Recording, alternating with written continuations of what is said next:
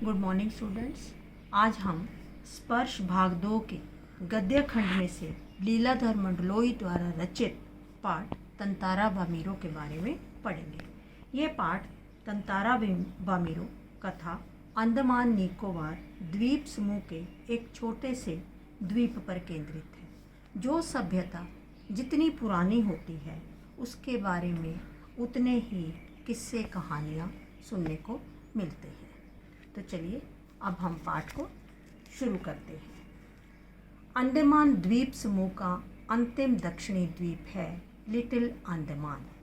यह स्थान port Blair से लगभग 200 किलोमीटर दूर स्थित है। इसके बाद ही निकोबार द्वीप समूह की श्रृंखला शुरू होती है। श्रृंखला का अर्थ है क्रम, शुरू होती है। निकोबार द्वीप समूह का पहला प्रमुख द्वीप है कार निकोबार। यह स्थान लिटिल अंडमान से 96 किलोमीटर दूर है। कहा जाता है कि प्राचीन काल में दोनों द्वीप एक ही थे। इनके अलग अलग होने की एक लोक कथा है।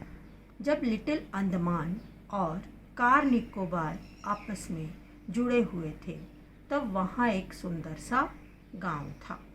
यही एक सुंदर और शक्तिशाली युवक तंतारा रहा करता था। निकोबारी उसे बेहद प्रेम करते थे। तंतारा दूसरों की मदद करता था।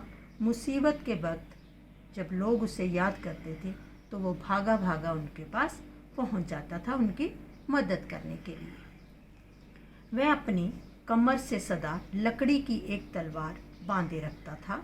इस तलवार में एक अद्भुत दैवीय शक्ति थी। एक दिन तंतारा शाम को समुद्र के किनारे टहल रहा था। वहाँ का प्राकृतिक वातावरण अत्यंत मोहक था। वह समुद्र पर गिरती सूर्य की किरणों को निहार रहा था। तभी उसे एक मधुर गीत सुनाई दिया। गायन के प्रभाव में वह अपनी सुध बुध खोने लगा। उसकी नज़र एक युवती पर पड़ी जो एक श्रृंगार गीत गा रही थी।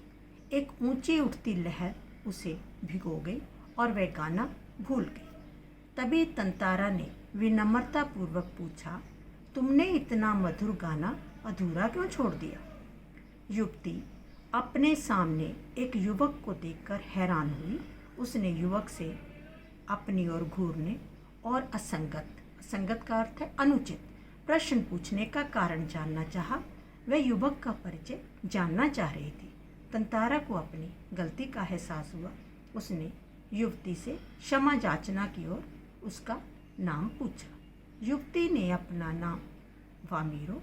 तंतारा को यह नाम बड़ा सुंदर प्रतीत हुआ। वामीरो झटके के साथ लौट पड़ी। तंतारा ने अपना नाम बताते हुए कहा कि वह कल उसकी यहीं पर प्रतीक्षा करेगा। वामीरो घर पहुंचकर भीतर ही भीतर बेचैनी महसूस करने लगी। उसकी आंखों में तंतारा का याचना भरा चेहरा तैर रहा था। उसने तंतारा के बारे में अनेक कहानियां सुन रखी थी। अब एक अलग रूप में था। ऐसे ही व्यक्ति की वह अपने जीवन साथी के रूप में कल्पना करती थी। किंतु एक दूसरे गांव के युवक के साथ ये संबंध परंपरा के विरुद्ध था। उसने उसे भुला देने का प्रयास किया पर यह असंभव जान पड़ा।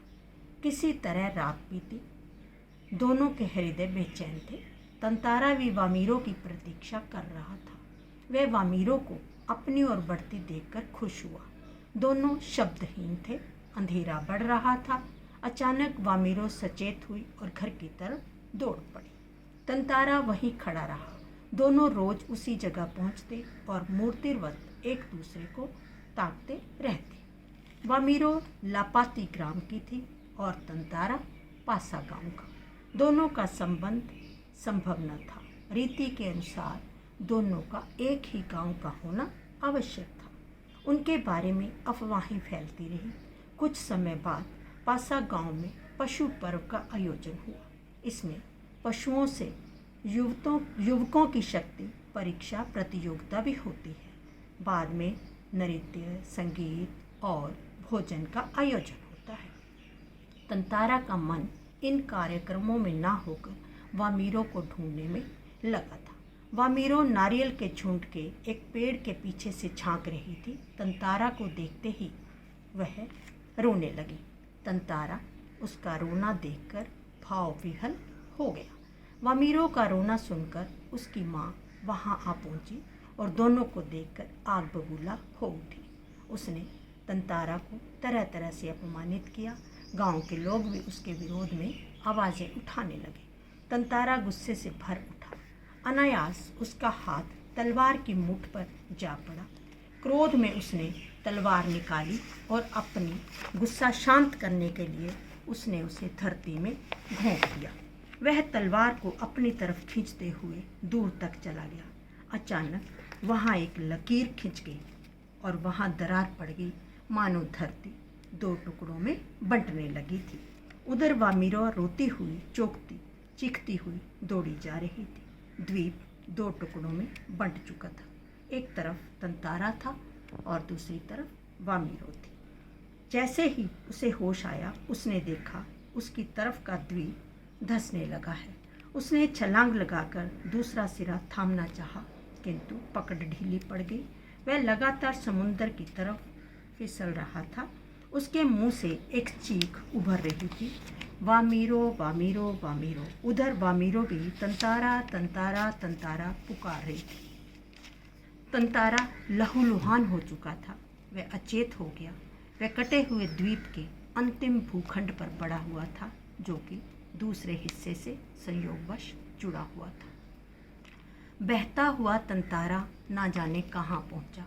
वामीरो भी पागल हो उठी। उसने खाना पीना छोड़ दिया। लोगों ने उसे ढूंढने की बहुत कोशिश की, किंतु उसका कोई पता ना मिल सका। आज दोनों में से कोई नहीं है, पर यह प्रेम कथा घर घर में सुनाई जाती है। तंतारा की तलवार से कार निकोबार के जो 2 टुकड़े हुए, उसमें दूसरा लिटिल अंडमान है। ये कार निकोबार से 96 किलोमीटर दूर स्थित है। निकोबार की इस घटना के बाद दूसरे गांवों में भी आपसी वैवाहिक संबंध होने लगे और तंतारा वामीरो की त्यागमयी मृत्यु से यह सुखद परिवर्तन हुआ। धन्यवाद।